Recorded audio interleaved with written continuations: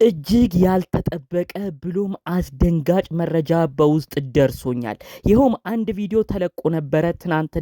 አንድ ክስተትን ተመልክታችኋል ብዬ አስባለሁ። በዳኒ ሮያል ዩቲዩብ ላይ የተለቀቀ ዳኒ እንግዲህ አብርሽን፣ ሄርሜላን እንዲሁም የአብርሽን ወንድም ጠርቶ አብርሽ ለሄርሜላ ቀለበት ማድረግ አትችልም፣ ይሄም በፍጹም አንፈቅድም፣ ለሄርሜላ ቀለበት እንድታረግ ሩታ መፍቀድ አለባት በማለት ሲናገር ተመልክተን ነበር። ብዙዎችንም በመደናገጥ ምን አይነት አባባል ነው ይሄ ልጅ የሚናገረው? አብርሽ ለሚያስረው ቀለበት እሱ ምን ይመለከተዋል? እንዴትስ ሩታን ሊያስፈቅድ ይገባል? ከሩታ ጋር እኮ ሰማንያቸውን ቀደው ተፋተዋል። ዳኒ ምንድነው ሐሳቡ? ወይ ዳኒ ደግሞ ሄርሜላን ያፈቅራት ይሆናል፣ ሄርሜላ ወደ እጁ እንድትገባ ከአብርሽ ጋርም አብረው እንዳይኖሩ ስለሚፈልግ ነው በማለት አንዳንዶችም ኮመንት ሲጽፉ ተመልክቻለሁ። ይህን ጉዳይ በተመለከተ በውስጥ የደረሰኝ ሁለት መረጃ ደግሞ እጅግ ያልጠበቁት ሆኗል። እባካችሁ 2 ደቂቃ ብቻ ሰጥታችሁ እናንተም ጉዳዩን ሰምታችሁ እንድትፈርዱና በኮመንት የእናንተንም ሐሳብ እንድትገልጹልኝ ነው እምፈልገው። ሰላም ጤና ይስጥልን ውድ የሀገሬ ልጆች፣ በተለያዩ ዓለም ሀገራት የምትገኙ በያላችሁበት ሀገር ሰላማችሁ ይብዛልኝ። ሁላችሁም ያሰባችሁት መልካም ሐሳብ ሁሉ ይሳካላችሁ። ፈጣሪ አምላክ የልባችሁን መሻት ይፈጽምላችሁ።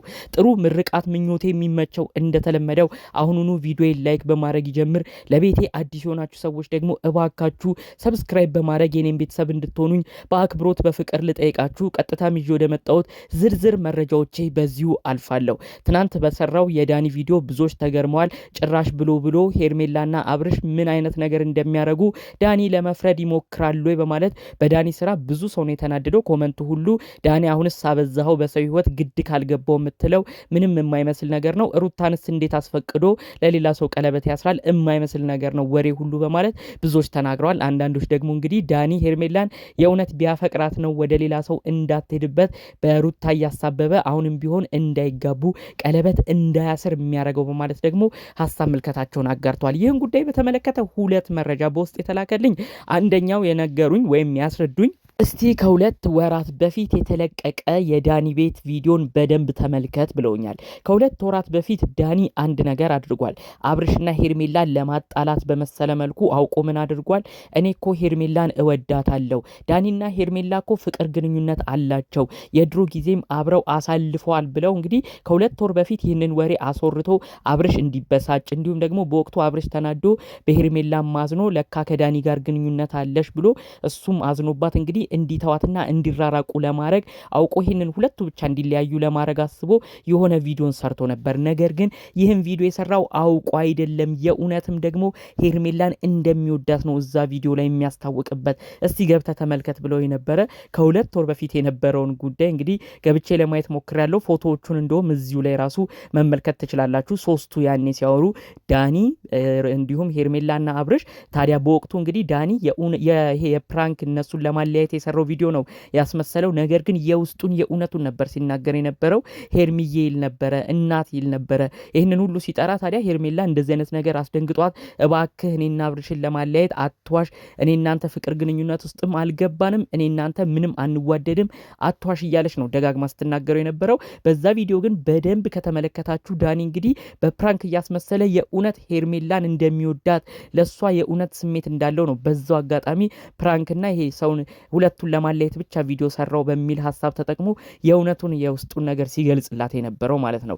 ስለዚህ ኮመንታተሮች ያስቀመጣችሁት ሐሳብ ልክ ወደ መሆኑ ይመስላል። ዳኒ ለብዙ ዓመታት ያህል ያፈነው እንዲሁም ደግሞ አብርሽና ሩታ አንድ እንዲሆኑ የፈለገው አብርሽ ወደ ሩታ ስትሄድ እዚህ ጋር ሄርሜላ ነፃ እንድትሆን ነው እንጂማ የእውነት ለሩታ ቢያስብ ኖሮ የእውነት ሩታና አብርሽ አንድ እንዲሆኑ ለህይወታቸው መቀጠል ቢያስብ ኖሮ ጥሩ ምክርን እየመከረ ሁለቱንም እያስማማ ጥሩ ቦታ እንዲደርሱ የተቻለውን ያደርግ ነበር እንጂ እንዴት አብርሽን ለመጉዳት እንዲሁም ሩታን የማይሆን ስም እያሰጠ ሩታንም አውቃ የማይሆን ምክሮችን እየመከረ የልጇን አባት ክብሩን ዝቅ በሚያደርግ መልኩ ብዙ ሴራዎችን እያሴረ እንግዲህ ለአብርሽ እንዲያርግ እያለ አይመክርም ነበር። በአጠቃላዩ አብርሽና ሩታ እንዳልሆነ ሆነው በዛው እንዲቀሩ፣ በዚህ በኩል ደግሞ እንግዲህ ወደዚህ ሄርሜላ ብቻዋን ነፃ ሆና ከሱ ጋር እንድትሆን ከውስጡ ከበፊትም ጀምሮ ያስብ እንደነበር ነው በዝርዝር ያስረዱኝ። የትናንቱ ቪዲዮ ቪዲዮ ደግሞ ጭራሽ ብዙ ነገር ያስታውቅበት ነበረ። ሲናገር የነበረው ንግግር ሁሉ ሩታ ሳትፈቅድ ማንም ላይ ቀለበት ማሰር አትችልም፣